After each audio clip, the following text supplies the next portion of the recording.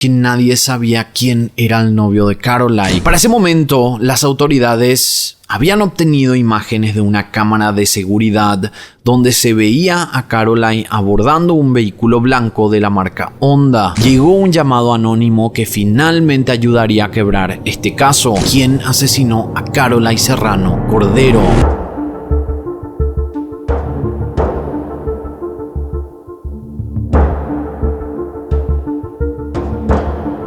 Ella es Caroline Serrano de Costa Rica y esta es su historia.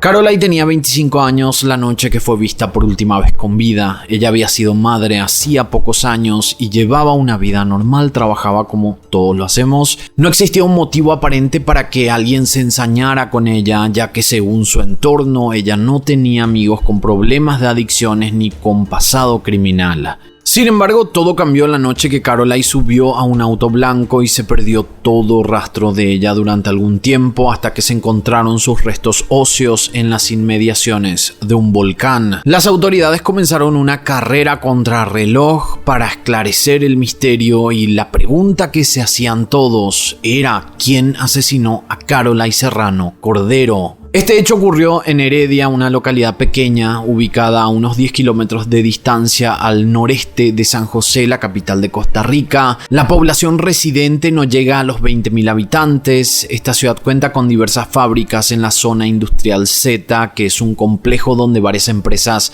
se han instalado para desarrollar sus actividades, y entre ellas está una de las sedes de Bimbo. Ustedes conocen esta marca de panes reconocida y que además trabaja con más de 30 países. Justamente Caroline era empleada de esta fábrica. Con el sueldo que ganaba no solo mantenía a su pequeña hija llamada Amanda, quien había nacido 3 años antes, sino que ayudaba a su madre Rosemary Cordero y a sus hermanos menores. Caroline había conseguido alquilar una pequeña casa en donde tenía las comodidades básicas, lo principal para poder darle una buena vida a su hija.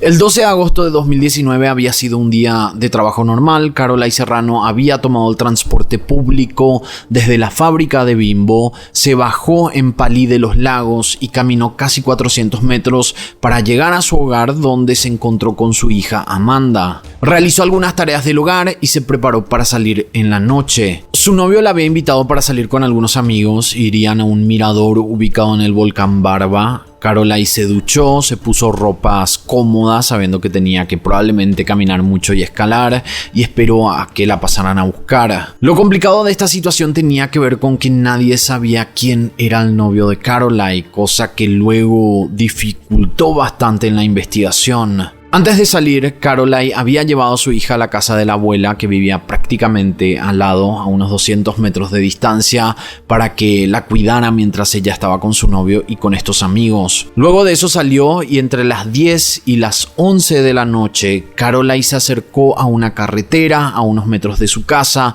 en el barrio Guararí. En ese momento, un automóvil Honda CR-V blanco se detuvo al costado del camino y ella se subió sin que nadie la forzara. Desde ese momento fue cuando se perdió el rastro de Caroline. Rosemary, la madre, sintió que algo andaba mal cuando Caroline no regresó para recoger a su hija de lo de su abuela. No era un comportamiento normal. Además, Caroline había mencionado que iba a estar de vuelta en unas horas, lo cual no era común en ella. Al menos ella solía avisar y decir que iba a llegar un poco más tarde, pero ella tampoco estaba respondiendo su celular. Entonces todo era muy extraño porque no era común en su comportamiento, según la mamá y según la abuela también. Obviamente, como toda joven, ella solía salir a divertirse, pero a la par ella trabajaba mucho y se sacrificaba por su familia.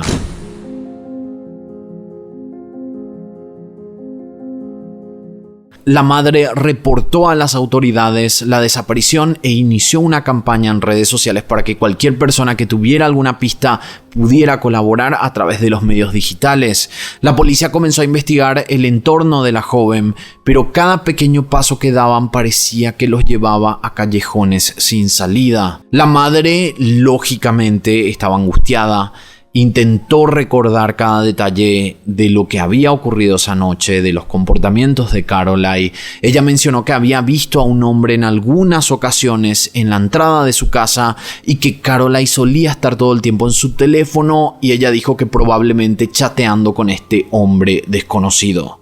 Ella pensó en su momento que quizás era un compañero de trabajo en la fábrica de Bimbo porque su hija pasaba mucho tiempo ahí y tenía sentido que se hubieran conocido ahí. También indicó que en una ocasión vio a su hija alterada y preocupada, y según sus palabras, ella sentía un instinto materno de que ese misterioso hombre que vio en la entrada era el asesino de su hija. Pero la policía, la verdad, era que no tenía un rastro confiable. Después de indagar en las amistades y los compañeros de trabajo de Caroline, nadie resultaba sospechoso. Pasaron los meses, el asesinato había ocurrido en agosto y para finales del año 2019 todavía no habían actualizaciones con el caso, lo cual fue bastante doloroso para la familia Serrano Cordero, porque significaría no solo pasar las fiestas sin su hija por primera vez, sino que también tener la angustia de no encontrarse justicia todavía. Rosemary, la madre, tuvo que pedir un tiempo libre en su trabajo para poder cuidar a su nieta, y en su trabajo lastimosamente le dieron el tiempo libre, pero era sin goce de sueldo. Entonces ella se vio obligada a iniciar un emprendimiento de venta de tamales para poder estar en la casa mientras hacía la investigación, le cuidaba a su nieto y también trataba de generar un poco de dinero para pagar las cuentas. Afortunadamente ella estaba en un barrio donde la querían mucho, y esto se notó porque la ayudaron en lo que podían. Mucha gente compró los tamales que ella hacía. Otros le hacían compañía, que no tenían mucho dinero, no tenían cómo ayudar de otra manera, entonces la compañía era suficiente para ella. Y hay otros que inclusive ayudaron con recomendaciones de abogados y también de especialistas. El 21 de diciembre fue el cumpleaños de Caroline, que debería haber cumplido 26 años de edad. 4 meses habían pasado desde su desaparición y la madre de la joven le comentó a los medios que era la primera vez que pasaba aquella fecha sin la presencia de su hija. Amanda, la hijita de Caroline, seguía preguntando todos los días cuándo volvería su mamá. La Navidad se acercaba, pero no había noticias nuevas por parte de las autoridades. Parecía que el caso de Caroline jamás se iba a resolver. La policía para ese momento ya había descartado la posibilidad de que fuera una huida voluntaria, como que ella se escapó voluntariamente. No había razones, no había motivaciones, no había movimiento de banco, no había movimientos en su teléfono. Entonces era como que ella efectivamente desapareció porque alguien la desapareció, no porque ella voluntariamente decidió, no sé, viajar y hacer una nueva vida. Y ya que estamos hablando del teléfono celular, la policía dijo que el teléfono no había emitido ninguna señal desde el día de su desaparición. Nadie había utilizado sus tarjetas de crédito, ningún testigo ocasional reconoció a la joven, cuyo rostro y descripción se había difundido extensamente, tanto en redes sociales como en medios de comunicación masivos. Prácticamente Costa Rica estaba al pendiente, pero Caroline no aparecía. En el año 2020, un poco antes del inicio de la pandemia, llegó un llamado anónimo que finalmente ayudaría a quebrar este caso. Esta persona recomendó a los oficiales que buscaran los restos de Caroline en una finca ubicada en la base del volcán Barva. Un equipo de especialistas y perros olfateadores se dirigieron al lugar con una orden de allanamiento para poder registrar el recinto. Para ese momento, las autoridades habían obtenido imágenes de una cámara de seguridad donde se veía a Caroline abordando un vehículo blanco de la marca Honda. Se creía que en ese vehículo no solo estaba el sospechoso, el novio desconocido que todavía no se había hecho pública su identidad, sino que también al menos 2 a 3 personas más amigos de este hombre. Durante los primeros rastrillajes en los alrededores del volcán, la madre se había topado con una bolsa llena de huesos que entregó a la policía. Estos restos fueron llevados al laboratorio y confirmaron que no se trataba de huesos humanos, sino que eran de origen animal. El 11 de febrero, un hombre llamado Juan Manuel Montero, que él solía ayudar en rastrillajes para la Cruz Roja, había encontrado unos zapatos, una blusa, prendas íntimas y pelo negro que parecían coincidir con la descripción de la joven al momento de su desaparición. Cuando se vieron estas imágenes en las tomas de cámaras de seguridad, ahí fue cuando vieron la descripción de cómo ella estaba vestida, y estas prendas eran muy parecidas a las prendas que se veían en esa toma de CCTV. En esa misma zona donde estas prendas fueron encontradas, descubrieron restos óseos, una pelvis, costillas y un cráneo. Tomaron muestras de ADN a Rosemary, a la madre, para poder comparar con los huesos, pero los resultados recién iban a estar listos en 10 semanas. Mientras tanto esperaban que estos resultados llegaran, los investigadores seguían con toda la investigación, valga la redundancia, y empezaron a analizar las tomas de la cámara de seguridad, porque probablemente la respuesta estaba en ese vehículo, en el Honda CR-V blanco, y ellos estaban en lo cierto. Al analizar los vehículos de los empleados de la fábrica de panificados, a los compañeros de trabajo de Caroline, ahí fue cuando encontraron una coincidencia. Uno de los empleados tenía el mismo vehículo, mismo modelo y mismo color. Obviamente esto no era suficiente para poder acusar a alguien, porque es una evidencia circunstancial, pero era suficiente como para solicitar un allanamiento y así poder buscar en las residencias de esta persona para ver si realmente habían evidencias ahí que podrían comprobar que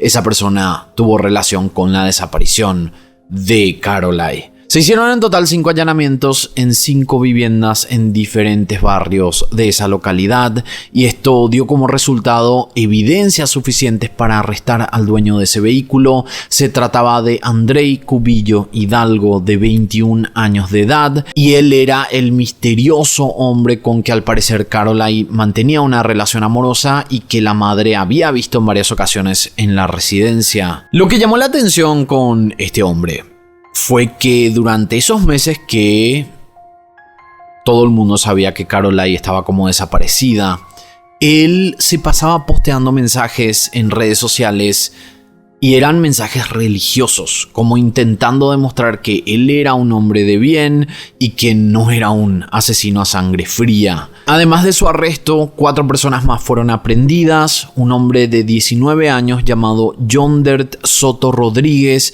y 3 menores de edad, todos con las sospechas de haber participado en el homicidio de Caroline. Obviamente no sabemos los nombres de los menores de edad, porque siempre que se trata de menores, los medios de comunicación protegen la identidad de estas personas. Inclusive en la casa de uno de los menores se encontraron prendas con sangre que fueron llevadas al laboratorio para confirmar si se trataba de la sangre de Caroline. Después de todo esto, ya al saber o por lo menos sospechar quiénes hicieron esto, la pregunta es: ¿por qué lo hicieron? Y aquí es cuando la historia del asesinato de Caroline cobró mayor sentido al indagar más en la vida privada de Andrei, el sospechoso principal. Al parecer, Andrei estaba manteniendo 2 relaciones amorosas con 2 mujeres diferentes. Una de ellas era Caroline, pero al parecer la otra mujer era la oficial. Una relación que llevaba hace años y que Andrei no quería terminar. Y aquí es cuando todo empieza a tener sentido. Por eso era que Caroline no hablaba de su novio, nadie lo conocía. Y esto al parecer porque el propio Andrei la había obligado a mantener todo en secreto, sabiendo que podría perjudicar su relación oficial. Según los investigadores, Caroline le habría exigido a Andrei que blanquearan su relación, y aunque no está confirmado a ciencia cierta, parecía que Caroline iba a ponerse en contacto con la novia para contarle sobre esta relación que ella estaba teniendo con su novio. Y ahí estaba el motivo: Andrei la mató para cuidar su relación oficial, por miedo a que Caroline hablara con la novia. Por lo menos eso es lo que la policía teorizaba en ese momento. Durante los siguientes meses, los menores de edad arrestados confesaron, lo que hizo que saliera a la luz el plan y la línea de tiempo del asesinato. Y los detalles de este plan eran bastante horribles. Alrededor de las 10:45 p.m. del 12 de agosto de 2019, Caroline se subió al Honda blanco. Se confirmó que hubo mensajes de texto entre Caroline y Andrei antes de que ella se subiera a este vehículo. Andrei le había dicho que irían al volcán Barva con unos amigos como una actividad para realizar ese día. Todos ellos se encontraban en el vehículo cuando buscaron a Caroline. El Honda se dirigió al volcán Barva como habían planeado. Los menores de edad declararon que en la zona de los miradores nunca había gente y era ideal para consumir sustancias ilegales, mantener relaciones y hasta matar a alguien sin que nadie escuchara o viera nada. Según el relato de los menores, era un territorio sin control, sin autoridades, donde al caminar podías encontrar desde bolsitas que alguna vez contuvieron drogas, latas vacías y condones. Cuando llegaron a esa zona, todos los cómplices la agarraron, incluyendo los menores de edad, y fue ahí cuando Andrei le dio un disparo en la cabeza, y esto según el testimonio de los menores que confesaron. Ellos también mencionaron que en un momento pensaron, y esto estaba en el plan, ellos pensaron en quemar el cuerpo, pero al final cambiaron de parecer, cambiaron este plan para que jamás encontraran los restos, porque obviamente si quemas un cuerpo van a haber huesos y se va a poder identificar a la persona. Por eso ellos decidieron enterrarla, pero a poca profundidad, pensando que animales de la zona llevarían los huesos al bosque, y dentro de todo tenían razón porque esto ocurrió. Solo se encontraron ciertos restos, lo que hizo suponer que animales salvajes habrían llevado lo demás. Aparte de todo esto, entre los menores de edad habría al menos una chica, y ella confirmó que el plan había iniciado unos días antes cuando Andrei se le había acercado y le pidió asesinar o le pidió ayuda para asesinar a Caroline, y que luego ella le puso en contacto con Yonder Soto Rodríguez y con los otros dos menores de edad, y que Andrei iba a pagarles a todos $250, o sea, un aproximado de $62 para cada uno por asesinar a una chica. Los dos acusados mayores de edad aceptaron los cargos, confesaron su crimen y mediante un juicio abreviado fueron condenados a 24 años de prisión efectiva cada uno. La menor de 16 años, que aparte fue la que ocultó las pertenencias de Caroline, fue condenada a 12 años tras las rejas, y los otros dos menores de edad recibieron una sentencia de 10 años. Es muy poco tiempo, más todavía cuando estamos hablando de un crimen premeditado. Normalmente los crímenes premeditados tienen una condena más alta, suele ser inclusive la pena máxima, porque sabiendo que en Costa Rica la pena máxima es de 50 años, pero la pena máxima que se recibió con este caso fue de 24 años. Obviamente Rosemary, la madre, critica esto del proceso judicial, una condena tan baja por un asesinato premeditado y además que tenía un pago, que hace que este crimen sea aún más horrible. La hija de Caroline, Amanda, se encuentra bajo el cargo de Rosemary, y ella mencionó que todos los días sufre sabiendo que en algún momento tendrá que decirle a su nieta lo que realmente le pasó a su mamá.